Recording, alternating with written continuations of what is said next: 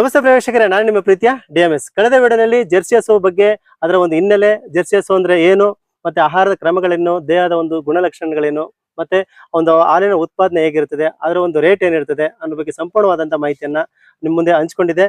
ಇವತ್ತು ಮಲ್ನಾಡ್ ಗಿಡ್ಡದ ಬಗ್ಗೆ ನಿಮ್ಗೆ ಇನ್ಫಾರ್ಮೇಶನ್ ಕೊಡೋಣ ಅಂತ ಬಂದಿದ್ದೀನಿ. ನನ್ನ ಜೊತೆ ಇದ್ದಾರೆ ರವಿ ಅಂತ ಹೇಳ್ಬಿಟ್ಟು. ಇವರು ಮನೆ ಬಳಕೆಗೋಸ್ಕರ ಒಂದು ಮಲ್ನಾಡ್ ಗಿಡ್ಡವನ್ನ ಸಾಕೊಂಡಿದ್ರು. ಅದರ ಒಂದು ಗುಣಲಕ್ಷಣಗಳು, ಅದರ ಒಂದು ಹಿನ್ನೆಲೆ, ಅದ್ರ ಜೊತೆಗೆ ಸಂಪೂರ್ಣವಾದಂತ ಮಾಹಿತಿಯನ್ನ ಅವರಿಂದ ತಿಳ್ಕೊಳ್ಳೋಣ. ಬನ್ನಿ ಫ್ರೆಂಡ್ಸ್. ಸರ್ ನಮಸ್ತೆ. ಹೇಳಿ ಸರ್, ಹೇಗಿದ್ದೀರಿ?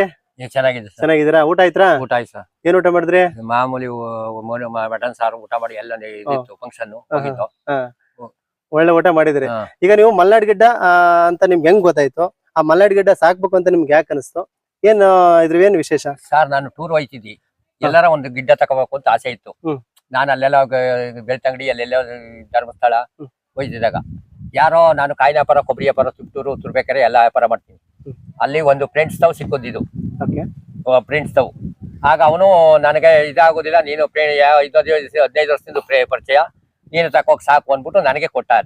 ಇಲ್ಲಿ ತುರ್ಬೇಕಾರೆ ತಿಪ್ಟು ಅದು ಅಂಜನಾಪುರ ಯಾವ್ದೋ ಅಜ್ಜಳ್ಳಿ ಕಡೆ ಯಾವ ಇದ್ರ ಕಡೆ ಇದ್ದವಂತ ಸ್ಥಳಿ ಅಜ್ಜನ್ಪುರ ಅಲ್ಲಿಂದ ಅವರು ರವಾನೆ ಮಾಡ್ತಾರೆ.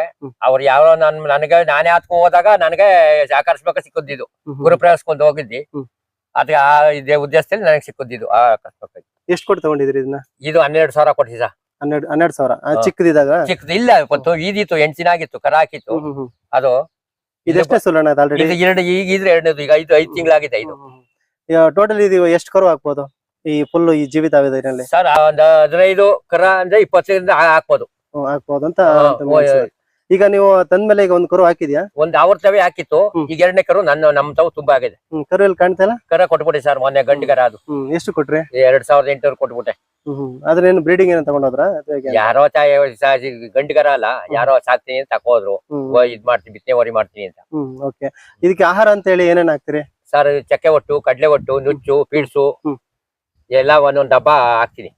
ಆಮೇಲೆ ಒಣಹುಲ್ಲು, ಒಣಹುಲ್ಲು, ಸೀಮೆ ಹುಲ್ಲು, ಮುಸ್ಕಿನ ಜೋಳ, ಮೆಡಿಸಿನ್ ಜೋಳ, ಯಾವ್ದೋ ಇಲ್ಲ ಪಾಳೆಲ್ ಕಟ್ ಹಾಕ್ತೀನಿ, ಮೇಯ್ತದೆ, ಸಾಕು. ಅದು ಏನು ನಮಗೆ ಒಂದು ಟಗರು ಮರಿ ಮೇಯ್ದು ಅಷ್ಟ. ಇದು ಏನ್ ಜಾಸ್ತಿ ಏನಿಲ್ಲ. ಈಗ ಅಷ್ಟು ಹುಲ್ಲು ಅದಲ್ಲ, ನಾಳೆ ಕಟ್ ಆಯ್ತದ. ಅದು ಅಲ್ಲಿ ಸುಮಾರು ಒಂದು ವಾರ ತಿರುತ್ತೆ ಅಂತ.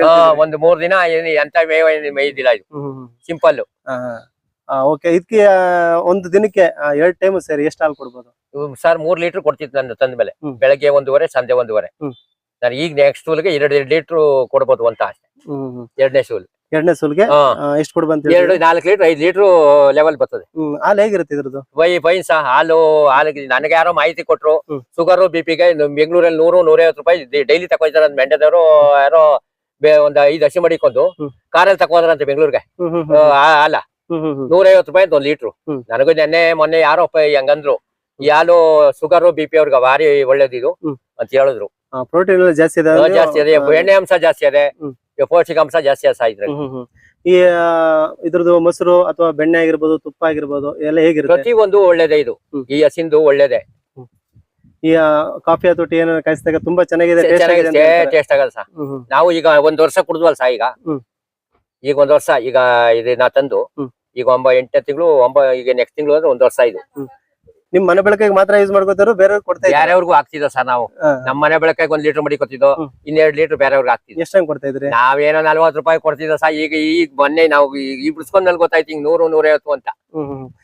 ಯಾಕೆ ಒಂದೇ ಒಂದ್ ಸಾಕೊಂಡಿದ್ರಲ್ಲ, ಇದನ್ನೇ ದೊಡ್ಡ ಮಟ್ಟದಲ್ಲಿ ಸಾಕು. ನಮ್ಗೆ ಸಿಂಪಲ್ ಆಗಿ ನಮ್ಮ ಮನೆ ಬಳಕೆಗೆ ಸಾಕು. ಈಗ ಹೆಂಗೂ ಕೂಡ ಇದಕ್ಕೆ ರೇಟ್ ಜಾಸ್ತಿ ಅಂತ ಕೂಡ ಹೇಳಿದ್ರಿ.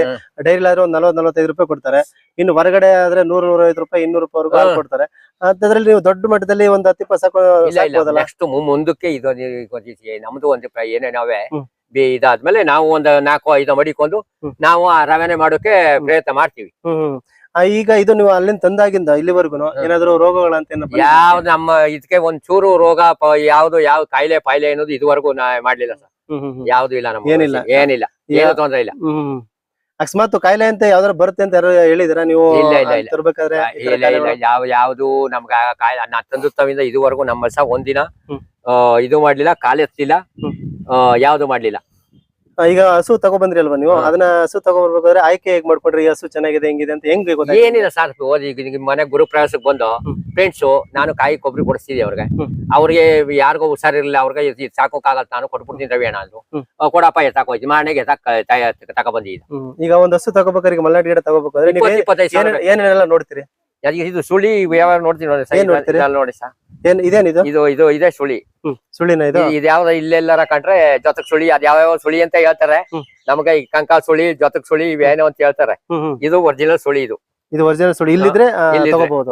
ಅಕಸ್ಮಾತ್ ಏನಾದ್ರು ಬೇರೆ ಕಡೆ ಜೊತೆಗ್ ಸುಳಿ ಅವ್ಯಾವ ಕೈ ಮಣ್ಕಾಲ್ ಸುಳಿ, ಚಾಪೆ ಇದ್ರ ಸುಳಿ ಅಂತ ಹೇಳ್ತಾರವ. ಬಾಲ್ದು ಇಲ್ಲಿ ಎಲ್ಲೆಲ್ಲ ಇರ್ತಾವ ಅವು. ಆಮೇಲೆ ಈಗ ಹಾಲೊಂದು ತೊಟ್ಟು ಅವೆಲ್ಲ ಹೇಗಿರ್ಬೇಕು? ಎಲ್ಲ ಚೆನ್ನಾಗದೆ ಸರ್, ಎಲ್ಲ ಏನು ಇಲ್ಲ. ಈಗ ಅದು ನೀವು ತಗೋಬೇಕಾದ್ರೆ ಈಗ ಚೆನ್ನಾಗಿ, ಈಗ ನಾನು ಹಸು ತಗೋಕ್ ಬಂದಿದ್ದೀನಿ, ಚೆನ್ನಾಗದೆ ಅಂತ ಹಸು ನನ್ಗೆ ಹೆಂಗ್ ಗೊತ್ತಾಗುತ್ತೆ? ಏನೇನ್ ನೋಡ್ಬೇಕು? ಹಸು ಚೆನ್ನಾಗಿದೆ ಅಂತಾರೆ ಇವೇನ್ ಮಾಮೂಲಿ ಇದು ತೊಟ್ಟು ಈಗೇನ್ ಇತ್ತು, ತೊಟ್ಟೊಂದೇನು ಲೆಕ್ಕಿಲ್ಲ. ತೊಟ್ಟು ಓಪನ್ ಇದ್ದದ ಸರ್, ತೊಟ್ಟು ಕೆಲವು ಬರ್ನ್ ಆಯ್ತದೆ, ಸುಮ್ಮನೆ ಸುಳ್ಳು ಹೇಳ್ತಾರೆ. ಹಂಗಲ್ಲ ನಮ್ದು. ಈಗ ನಾವು ಪ್ರಾವಿಷನ್ ಏನ್ ಕರಿತಾವಿ ಆ ಲೆವೆಲ್ ನಾವು ಹೇಳ್ಬೇಕು. ಈಗ ಯಾರಾದ್ರೂ ಹಸುಗಳೇನ ತಗೊಳ್ತೀನಿ ಅಂತ ಬರ್ತಾರಲ್ವಾ, ಅವ್ರಿಗೇನಾದ್ರು ನೀವು ಇನ್ನೊಂದೇನಾದ್ರು ಕರು ಯಾವ್ದಾರು ಆಗ್ತು ಅಂತಂದ್ರೆ, ಅಕಸ್ಮಾತ್ ಏನಾದ್ರು ನೀವು ತರ್ಸ್ಕೊಡೋದು ಏನಾದ್ರು ಇದೆಯಾ? ಈಗ ನನ್ಗೇನೋ ಬೇಕು ಅಂತ. ಇಲ್ಲ ಬೇರೆ ಅವ್ರಿಗೆ ಈಗ ಹೋಗ್ಬೇಕು ಸರ್. ನೆಕ್ಸ್ಟ್ ವಾರ ಒಂದು ಚಿಕ್ಕಮಂಗ್ಳೂರ್ ಹೋಯ್ತಾವಿ ಕಾರಲ್ಲಿ. ಅವ್ರಿಗೆ ತಗೊಂಡ್ ಕೊಡ್ಬೇಕಾ ಇದನ್ನ? ಇಲ್ಲ ಅವ್ರು 3 ಬಸ್ ನೋಡ್ಕೊಂಡ್ ಬಂದವ್ರು ವಾಟ್ಸಾಪ್ ಕಳ್ಸವ್ರೆ ಇಂಥವ್ರಿಗೆ. ಅವರು ಡಿಮ್ಯಾಂಡ್ ಹೇಳ್ತಾ ಇದಾರೆ 20-22 ಈಗ ನೀವು ಇದು ಎಷ್ಟು ಕೊಟ್ಟು ತಗೊಂಡ್ಬಂದಿದ್ರಿ? 12,000 ನಾನು ಕೊಟ್ಟಿದ್ದೀನಿ. ಇದು ಎಷ್ಟು ಹೋಗ್ಬೋದು ಇವಾಗ? ಈಗ 25,000 ಕೊಡ್ತಾರೆ ಸರ್. 25,000 ಕೊಡ್ತಾರೆ. ಈಗ ಒಟ್ನಲ್ಲಿ ಇದಕ್ಕೆ ಯಾವ್ದೇ ತರ ಕಾಯಿಲೆ ಬರೋದಿಲ್ಲ, ಆಮೇಲೆ ಹುಲ್ಲು ಜಾಸ್ತಿ ತಿನ್ನೋದಿಲ್ಲ. ಅದ್ರ ಜೊತೆಗೆ ಕಡಿಮೆ ಹಾಲು ಕೊಟ್ರು ತುಂಬಾ ಪೌಷ್ಟಿಕ ಎಲ್ಲ ಬೆಣ್ಣೆ ಅಂಶ, ಮೊಸರಾಂಶ, ಈ ತುಪ್ಪ, ಪ್ರತಿ ಒಂದು ಒಳ್ಳೆ ಇದು ಗುಣ ಅಂತ ಸಹ ಇದು. ಮತ್ತೆ ಈ ಒಂದು ವಿಡಿಯೋಗಳು ನೋಡ್ತೇವೆ ನಮ್ಮ ವೀಕ್ಷಕರು, ಈ ಮಲ್ನಾಡ್ ಗಿಡದ ಬಗ್ಗೆ ನಿಮ್ಮ ಒಂದು ಅನುಭವದ ಮಾತು ಅಂತ ಹೇಳಿದ್ರೆ, ಕಿವಿ ಮಾತು ಅಂತ ಹೇಳಿದ್ರೆ, ಈಗ ಜನಗಳು ತಗೋಬೇಕು ಅಂತ ಏನೋ ಅನ್ಕೊಂಡಿರೋರಿಗೆ ಮಲ್ನಾಡ್ ಗಿಡ ತಗೊಳ್ಳಿ ಅಂತ ಹೇಳ್ತೀರಾ, ಬೇಡ ಅಂತ ಹೇಳ್ತೀರಾ? ತಗೋಬಹುದು ಸರ್. ಅನುಭವದ ಮಾತು ತಗೋಬಹುದು ಸಾಕು. ಅವ್ರ ಮನೆ ಬಳಕೆಗೆ ಒಳ್ಳೆ ಇದು. ಈ ಯಾವ್ದು ಶುಗರ್, BP ಎಲ್ಲ ನಾರ್ಮಲ್ ಕಂಟ್ರೋಲ್ ಆದ ಸರ್. ಅದು ಎಲ್ಲಾನು ಕಂಟ್ರೋಲ್ ಆಗೋದು ಯಾಲ್ ಕುಡಿದವ್ರಿಗೆ. ಯಜಮಾನ, ನಿಮ್ ಜೊತೆ ಮಾತಾಡಿ ನನಗೆ ಬಹಳ ಖುಷಿ ಆಯ್ತು. ಈ ಒಂದು ಮಲ್ನಾಡ್ ಗಿಡ ಸಾಕೊಂಡಿದ್ರಿ ಮನೆ ಮುಂದ್ಗಡೆ. ಅದೇ ರೀತಿ ಕೂಡ ನಮ್ಮ ಜನಗಳು ಅವರ ಒಂದು ಆರೋಗ್ಯ ಒಂದು ದೃಷ್ಟಿಯಿಂದ ಅವರವರ ಮನೆ ಹತ್ರ ಒಂದೊಂದು ಸಣ್ಣದ ಒಂದು ಇದೇ ತರ ಒಂದು ಮಲ್ನಾಡ್ ಗಿಡ, ರೇಟ್ ಜಾಸ್ತಿ ಇರೋದಿಲ್ಲ, ಒಂದು 15,000 ರಿಂದ 20,000 ಒಳಗಡೆ ಇರ್ತದೆ. ಸಿಕ್ಕುದು 15ಕ್ಕೆ ಸಿಗ್ತದೆ. ಬಾಡಿಗೆ ಜಾಸ್ತಿ ಸರ್, 7,000 ಬಾಡಿಗೆ ಬೀಳ್ತದೆ. ಅಲ್ಲಿಂದ ತರಬೇಕಾದ್ರೆ ಇಲ್ಲಿ ತಗೊಬಂದಿದ್ರಿ ಸರ್? 150 ಕಿಲೋಮೀಟರ್ ಬರ್ಬೇಕು. 300 ಅಪ್ ಅಂಡ್ ಡೌನ್ 300 ಕಿಲೋಮೀಟರ್. ನಮಗೇನೋ ಫ್ರೆಂಡ್ಸ್ ಲೆವೆಲ್ ಅಲ್ಲಿ ಯಾರೋ ಕಾಯಿಗೆ ಬರ್ತಿದ್ರು, ಅವರು ಫ್ರೀ ಆಗಿ ನನಗೆ ಬರೀ 500 ರೂಪಾಯಿ ಹಾಕೊಂಡ್ ಕೊಟ್ಟವ್ರು ಸರ್. 500 ರೂಪಾಯಿ ಕೊಟ್ಟಿದ್ದಾರೆ. ಅಂದ್ರೆ ಇದು ಒಂದು ಮಲ್ನಾಡ್ ಗಿಡದ ಬಗ್ಗೆ ಸಂಪೂರ್ಣವಾದಂತ ಮಾಹಿತಿ ನಮ್ಮ ವೀಕ್ಷಕರು ಹಂಚ್ಕೊಂಡ್ರೆ, ನಿಮ್ ಜೊತೆಲಿ ಮಾತಾಡಿ ತುಂಬಾ ಖುಷಿ ಆಯ್ತು ನನಗೆ. ನಿಮ್ಗೆ ಒಂದು ದೇವರು ಆಯುಸ್ಸು ಐಶ್ವರ್ಯ ಆರೋಗ್ಯ ಕೊಟ್ಟು ಕಾಪಾಡ್ಲಿ. ಮತ್ತೆ ಇವಾಗ ಒಂದ್ ತಗೊಂಡಿದ್ರಿ, ನೀವ್ ಹೇಳಿದ್ರೆ ಇನ್ನೂ ಸ್ವಲ್ಪ ವ್ಯವಸ್ಥೆ ಮಾಡ್ಕೊಂಡು ದೊಡ್ಡ ಮಟ್ಟದಲ್ಲಿ ನಾನು ಸಾಕ್ತೀನಿ ಅಂತ ಹೇಳ್ತಾ ಇದ್ರಿ. ಒಳ್ಳೇದಾಗ್ಲಿ ಯಜಮಾನ್ರೆ, ಚೆನ್ನಾಗಿರ್ಲಿ. ನೋಡೋದಲ್ಲ ಫ್ರೆಂಡ್ಸ್, ಈ ಒಂದು ಮಲ್ನಾಡ್ ಗಿಡದ ಬಗ್ಗೆ ಸಂಪೂರ್ಣವಾದಂತ ಮಾಹಿತಿ ನಮ್ಮ ರವಿ ಸರ್ ತಿಳ್ಕೊಂಡ್ರಿ ನೀವು. ಈ ಒಂದು ಬೇಸಿಕಲಿ ಬಂದ್ಬಿಟ್ಟು ಇದು ಶಿವಮೊಗ್ಗ ಮತ್ತೆ ಉತ್ತರ ಕನ್ನಡ, ದಕ್ಷಿಣ ಕನ್ನಡ ಮತ್ತೆ ಇನ್ನು ಉಡುಪಿ ಭಾಗದಲ್ಲಿ ಅಂದ್ರೆ ಮಲ್ನಾಡ್ ಪ್ರದೇಶದಲ್ಲಿ ಬೆಳೆಯುವಂತ ಒಂದು ಹಸು ಇದು. ಇದಕ್ಕೆ ತುಂಬಾನೇ ಬೇಡಿಕೆ ಇದ್ದು, ಜೊತೆಗೆ ಇದು ತಿನ್ನುವಂತ ಆಹಾರ ತುಂಬಾನೇ ಕಡಿಮೆ. ಅಂದ್ರೆ ಈಗ ಇಷ್ಟು ದಪ್ಪ ಒಂದು ಹುಲ್ಲಿದೆ, ಒಂದು ವಾರ ಹುಲ್ಲಿದೆ ಅಂತ 1 ವಾರ ತಿನ್ನುತ್ತೆ ಇದು.